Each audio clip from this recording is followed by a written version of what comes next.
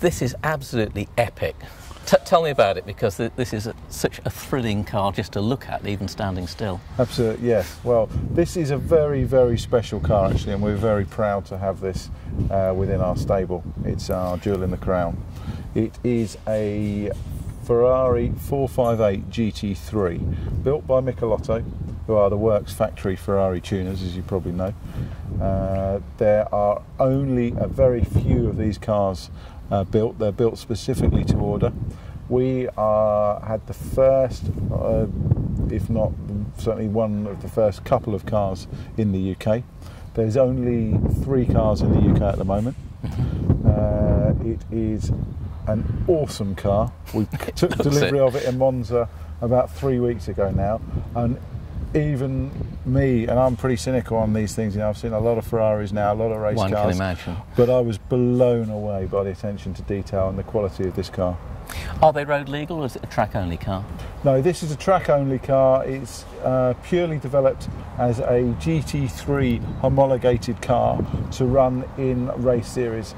It is based on the 458 road car, which again is based on the 458, or the challenge car is based on the road car. Yes. It very much starts its life as a challenge car, but it's developed up to this FIA GT3 level, which includes a great number of modifications. I mean, walking around it, if we may, I mean, one of the things that strikes me is that it's got a significantly wider profile than the standard car, and I must admit, that just blows me away in terms of looks. It's positively predatory. It's an amazing looking car. Yeah, doesn't it look aggressive and amazing? Beautiful, it's really, absolutely really beautiful. Yeah, you're absolutely right, and you've spotted the first sort of visual signs that something's not quite the same as the standard car. It's a good few inches wider than the standard car. With these huge wide wheel arch extensions that have these vents on to reduce the actual amount of air pressure in the wheel arches. Again, the bumper's widened. It's a specific bumper for the model with bigger vents on the side there. Big aggressive vents here on the side of the car here. Again, all about reducing air pressure out of the wheel arch to get that air out of there, to enable the aerodynamics to function better on the car. And these beautiful BBS split rims as well. Yes, yes. 18-inch on the front, so they're actually narrower and smaller than the standard road car equivalent, or even the challenge car equivalent. But the size of these tyres is immense. It's pretty wide, isn't it? Yeah, absolutely huge, slick racing wheels on there. Very soft compound, huge amount of grip that they produce on the car. And the other thing that's significant on this car at the front is that everything you're looking at here on the front of the car is carbon fibre.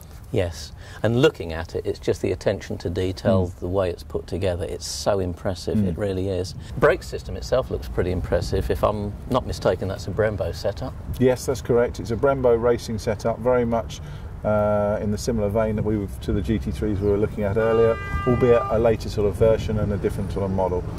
Okay, and presumably still because you've got the reduction in wheel diameter? Correct, yeah, very much so. We are running, as I said a short while ago, 18-inch wheels on this, which enable them to fit under these sort of huge flared arches. Right. Now, I'm probably dying to look under the bonnet as much as our viewers would be. Do you think we could take a peek? Yeah, why not? Wonderful.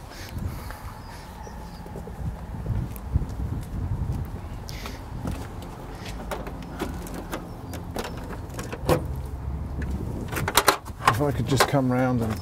By all means.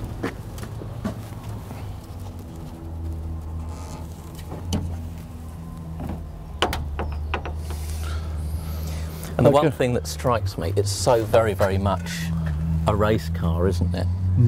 Yes, yes. It's a very, very impressive setup. Oh, it is. As you can see, the first thing really to notice is that it's got a blanked off fire screen from the cockpit area, which the road cars don't have. They obviously have the glass in there.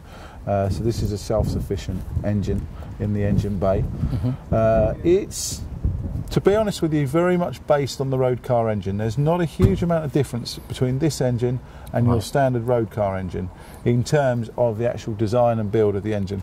Ferrari were very specific that they wanted to keep that original engine feel about them. They're very proud of their engines, and rightly so, that they can you know, bolt them into a race car, minimal modifications, and they still had adequate power Are there differences, though, in terms of power-to-weight ratio and stuff like that? Absolutely, yeah. The car's much, much lighter than a road car equivalent.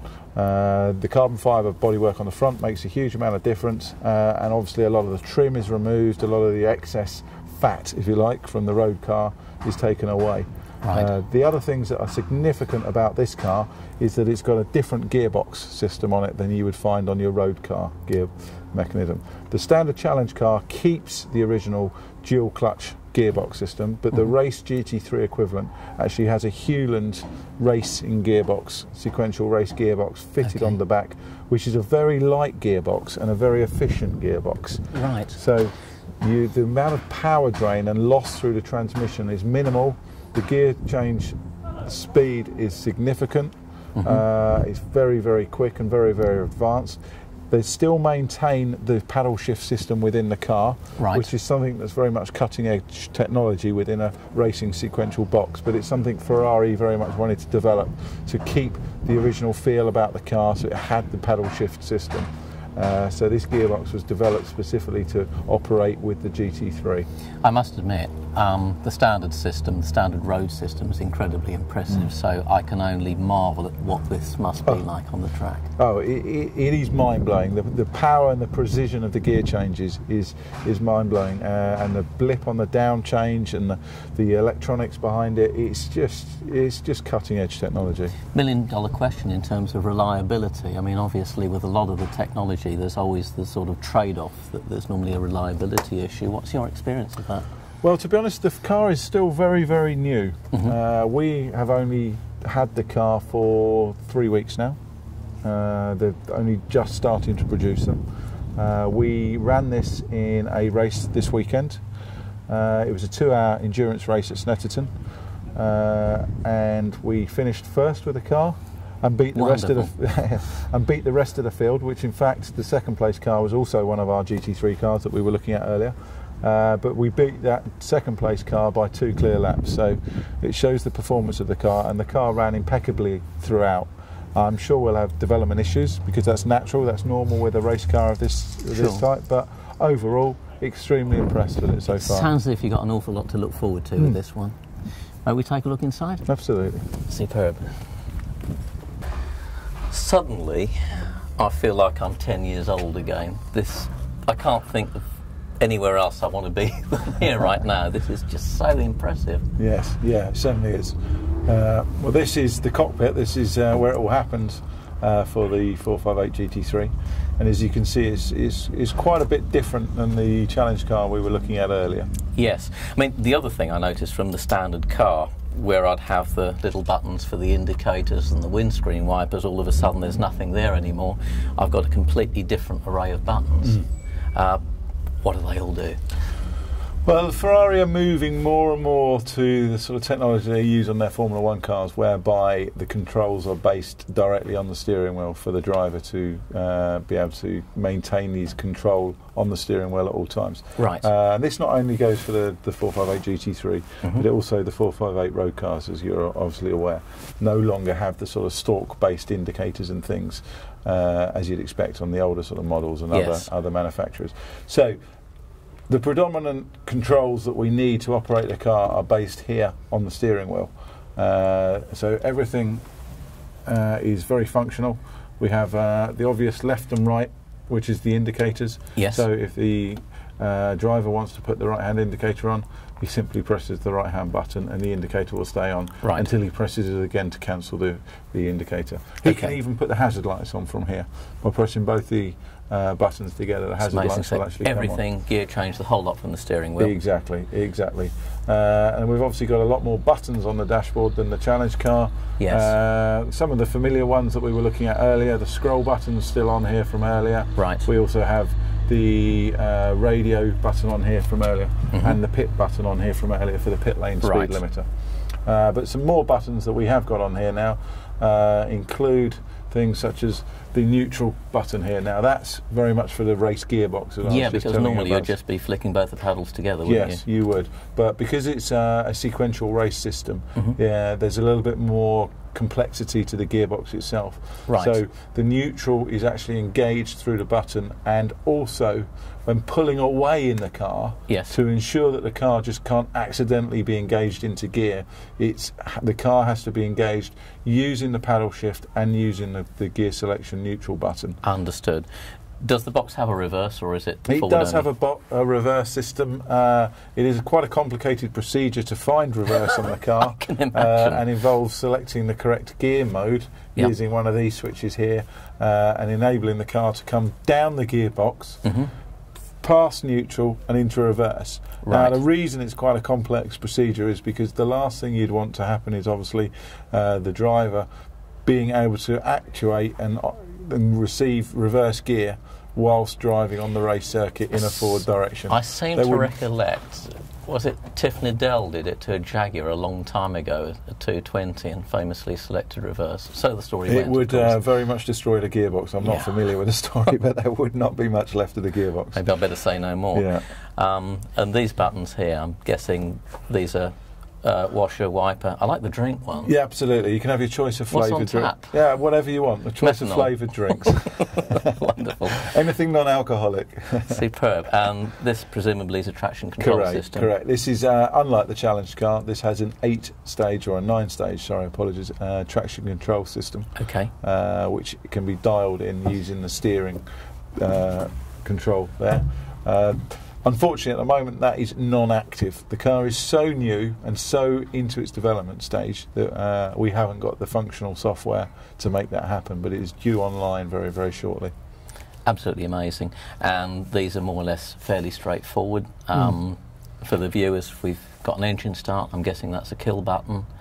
I like the concession. You've got air conditioning still. That's what, I guess it gets really hot in here. It does get very hot in here. And one of the things they've done this time on the 458 Challenge car, and they've carried it forward onto the GT3 car, is to maintain an air conditioning system within the car. I think it's very sensible. It's a great idea. Yeah, during the sort of hot summer months, you know, especially racing in Europe, it can become unbearably hot in these cars. Absolutely. Some of the race series are now insisting on a maximum cockpit temperature. So this is, you know, very much a proactive move by Ferrari to enable the driver to maintain a degree of comfort whilst driving. Well, it's not only that. I think presumably your concentration levels are going to be better. You're going to drive less raggedly if you're comfortable and you're happy. I mean, absolutely. From a driver's position, this just feels so right. Yes, yeah, you're completely right. The first thing to suffer, you know, if a driver starts getting tired, is his concentration. Yeah. The last thing you want to suffer with a driver driving this sort of car at these sort of race speeds is his concentration. So absolutely. You know, it's a very useful tool for us. Okay, and again, a very, very comprehensive roll cage. Not only is this a nice place to be, it feels a very, very safe place to be. Yes, again, all the usual normal safety modifications you'd expect in a top-rate GT car: the roll cage, the race seat, harnesses, extinguisher, etc. Absolutely. Now, I understand that we can't start the engine on this one today because it's having some exhaust mods done. Absolutely, yeah. Unfortunately, we've got the exhaust system off at the moment. It's being worked on, so I'm unable to start the car.